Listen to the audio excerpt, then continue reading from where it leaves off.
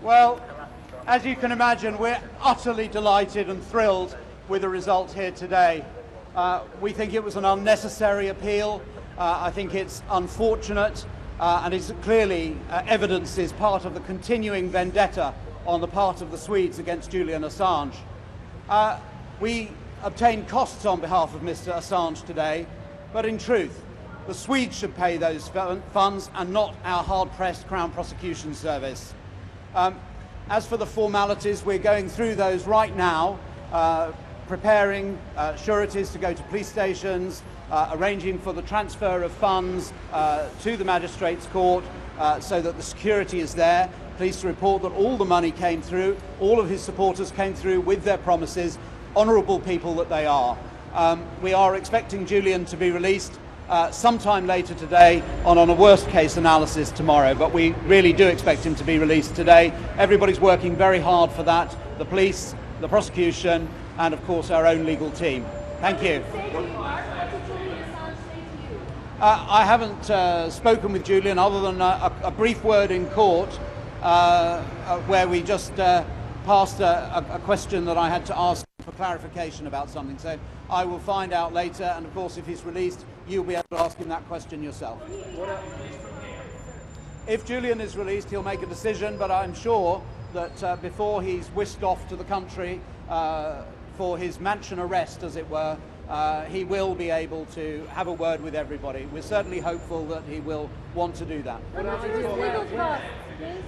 legal costs, how much did he win? We don't know. We haven't got an estimate of that. We've been working pretty much flat out for the last week, as you all know. And I know you have all been working out pretty much alongside us. Does your attention now turn to a potential American legal action?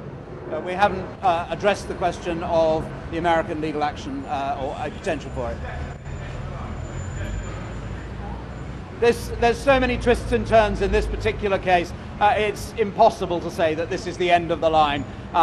We've had more brickbats thrown at us in this last 7 days than I think I've had in certainly a few years of my legal career. And we're hopeful that he'll be released from here, but obviously if the formalities are not completed before the bus goes back to Wandsworth, he'll be released from Wandsworth later. Was it clear who asked for the bail appeal, sir? Who asked for the bail? I'm afraid that the question of who asked for the bail remains opaque, and we still don't have any idea who it was. Obviously, we were told on the other day, as you all heard in court, that it was the Swedes. The Swedes have now denied that formally, and of course you'll have heard on Keir Starmer QC, the Director of Public Prosecution, says, well, it wasn't him. So the question we have to ask ourselves, and perhaps an answer will reveal itself in the next couple of days, is who was it that gave the order on behalf of the Swedes? What will you argue in the extradition hearing? We're not getting to the extradition today. Our main focus is delight and joy, and to share the delight and joy of Julian's family in the fact that he is going to be released in the very foreseeable future. He will not be going back to that Victorian prison. He will not be going back to that cell once occupied by Oscar Wilde. Thank you all very much.